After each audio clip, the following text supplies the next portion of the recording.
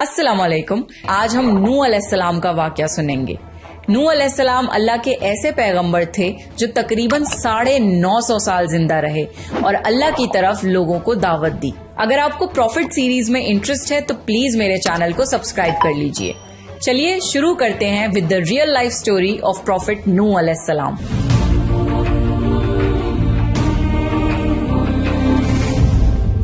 आदम अलैहिस्सलाम की वफात के तकरीबन 1000 साल बाद नूह अलैहिस्सलाम तशरीफ लाए।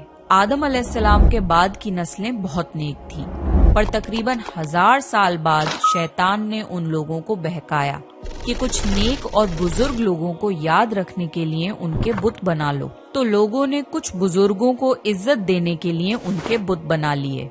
उस वक्त तो बुतों की पूजा नहीं हुई, पर कुछ नस्लों बाद के लोग आहिस्ता आहिस्ता इन बुतों को पूजने लग गए। कुफर और शिर्क आम हो गया और एक अल्लाह की इबादत बंद हो गई। तब अल्लाह ने दुनिया में नूह अलैहिस्सलाम को भेजा। उस वक्त इंसानों की उम्रें ज्यादा होती थीं और नूह अलैहिस्सलाम की उम्र तकरीबन 950 साल थी। नूह अलैहिस्सलाम ने लोगों को अल्लाह की तरफ दावत दी। सूरह नूह में अल्लाह फरमाता है, यकीनन हमने नूह को उनकी कौम की तरफ भेजा कि अपनी कौम को डराओ और खबरदार कर दो, इससे पहले कि उनके पास दर्दनाक अजाब आए। नूह अलैहिस्सलाम ने अपनी कौम से फरमाया, ए मेरी कौम, मैं तुम्हें साफ साफ डराने वाला हूँ, तो तुम अल्लाह की इबादत करो और उससे डरा करो और मेरा कहना मानो, तो वो तुम्हारे गुनाह बख्श देगा। नूह अलैहिस्सलाम तबलीग के सिलसिले में बहुत मेहनत करते थे। दिन रात लोगों के घरों और इज्तिमात में जाकर उन्हें दावत देते थे। नूह अलैहिस्सलाम लोगों को प्राइवेटली और पब्लिकली समझाते, यहाँ तक कि उन्हें ये करते करते 950 साल गुजर गए, पर सिर्फ चंद लोगों के सिवा कोई ईमान नहीं लाया। नूह अलैहिस्सलाम की कौम उनका मजाक बनाती थी और कहती थी कि अगर तुम सच्चे हो तो जिस अजाब का तुम हमसे वादा करते हो उसको ले आओ। नूह अलैहिस्सलाम की कौम साल दर साल बुराई में आगे बढ़ती गई और नूह अलैहिस्सलाम को परेशान करती रही और कोई ईमान न लाया, सिर्फ कुछ लोगों को छोड़कर। फिर अल्लाह ने नूह अलैहिस्सलाम की तरफ वही की और फरमाया, आपकी कौम में से जो ईमान ला चुका है उनके सिवा अब कोई ईमान नहीं लाएगा, बस आप उनके कामों पर गमगीन ना हो। फिर जब अल्लाह ने वही कर दी और उन्हें बता दिया कि अब कोई ईमान नहीं लाएगा, तो वो नाउम्मीद हो गए और अपनी कौम के लिए बद्दुआ की कि ए मेरे परवरदिगार, तू किसी मुनकिर को रूह जमीन में जिंदा ना छोड़ और मोमिन मर्द और औरतों को बख्श दे। नूह अलैहिस्सलाम ने जब अल्लाह को पुकारा तो अल्लाह ने नूह अलैहिस्सलाम को एक बड़ी कश्ती बनाने की वही की, लेकिन नूह अलैहिस्सलाम नहीं जानते थे कि वो इतनी बड़ी कश्ती कैसे बनाएं। तो अल्लाह ने जिब्रील अलैहिस्सलाम को उनकी मदद के लिए भेजा। नूह अलैहिस्सलाम एक पहाड़ पे रहते थे। उनके आसपास दरख्त नहीं थे, ना ही पानी था। उन्होंने बहुत से दरख्त उगाए, फिर उनको काटा और पहाड़ पर बैठ के कश्ती तैयार करते रहे। लोग जब नूह अलैहिस्सलाम को कश्ती बनाते हुए देखते तो उनका बहुत मजाक बनाते और कहते, ये कैसा मजनून है जो पहाड़ पे कश्ती बना रहा है।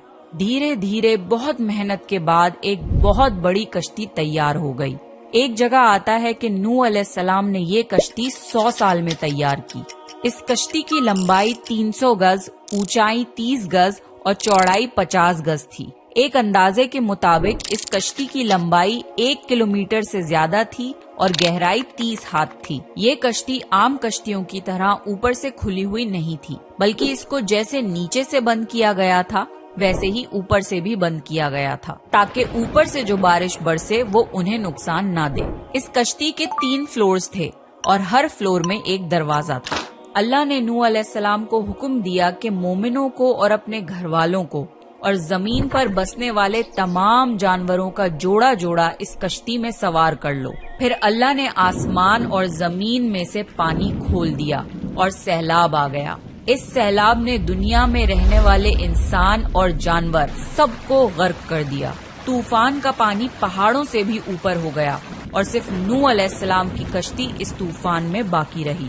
सिर्फ वही लोग और जानवर बचे थे जो कश्ती पर सवार थे। इतने बड़े नबी होने के बावजूद نوح علیہ السلام کا بیٹا کشتی پر نہ آیا۔ نوح علیہ السلام نے اسے پکارا کہ میرے بیٹے اس کشتی میں آ جا اور کافروں کا ساتھی نہ بن، لیکن اس نے کہا کہ میں کسی پہاڑ کی چوٹی پر پناہ لے لوں گا جو مجھے اس پانی سے بچائے گی۔ نوح علیہ السلام نے فرمایا کہ آج اللہ کے حکم سے کچھ بچنے والا نہیں مگر وہ ہی جس پہ اللہ رحم کرے۔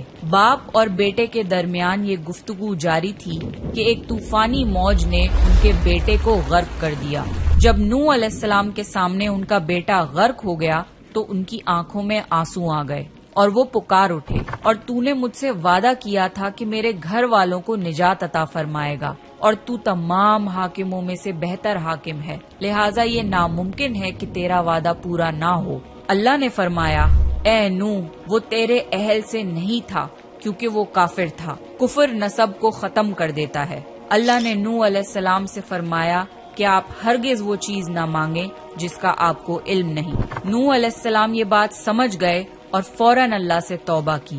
فرمایا، اے میرے پروردگار، میں تیری ہی پناہ چاہتا ہوں اس بات سے کہ تجھ سے وہ مانگوں جس کا مجھے علم نہیں۔ اگر تو مجھے نہ بخشے گا اور مجھ پر رحم نہ کرے گا تو میں خرابی والوں میں ہو جاؤں گا۔ کشتی نوح علیہ السلام اور ان کے ساتھیوں اور سارے جانوروں کی نسل کو لیے پانی کی تیز لہروں پر بلندی سے چل رہی تھی، مگر زمین پر موجود ہر چیز، انسان، جانور، پرندے غرق ہو چکے تھے۔ ان میں سے کوئی باقی نہیں بچا تھا، اگر کوئی بچا تھا تو وہ تھے کشتی والے۔ نوح علیہ السلام اور ان کے ساتھی 6 مہینے تک اس کشتی میں رہے۔ آخر اللہ کے حکم سے طوفان رک گیا۔ اللہ نے زمین کو حکم دیا کہ وہ پانی نگل جائے۔ زمین نے سارا پانی نگل لیا اور زمین خشک ہو گئی اور کشتی پہاڑ پر جا کر ٹھہر گئی۔ اب انہیں حکم ہوا کہ سلامتی کے ساتھ کشتی سے اتر آئیے، آپ سب پر برکت نازل ہوگی اور ان نسلوں پر بھی جو آپ سے پیدا ہوں گی۔ پھر صرف نوح علیہ السلام سے آگے کی نسل شروع ہوئی اور زمین میں ان کی اولاد کے علاوہ کسی اور کی نسل باقی نہ رہی۔ سارے جانوروں کی نسلیں بھی یہیں سے پھر سے پیدا ہوئیں۔ نوح علیہ السلام کے 3 بیٹے تھے، سام، حام اور یافز، جن سے دنیا کی نسل آگے بڑھی۔ سام کی اولاد گندمی رنگ کی تھی۔ عرب ممالک سیریا، فلسطین اور اسرائیل کے لوگ سام کی اولاد ہیں۔ حام کی اولاد کالی رنگت کی تھی۔ افریقہ، ایبوریجنل آسٹریلیا، انڈیا، ایجپٹ اور سوڈان کے لوگ حام کی اولاد ہیں۔ گوری رنگت کے لوگ یافز کی اولاد ہیں۔ چائنا، جاپان، کوریا اور یورپ کے لوگ یافز کی نسل ہیں۔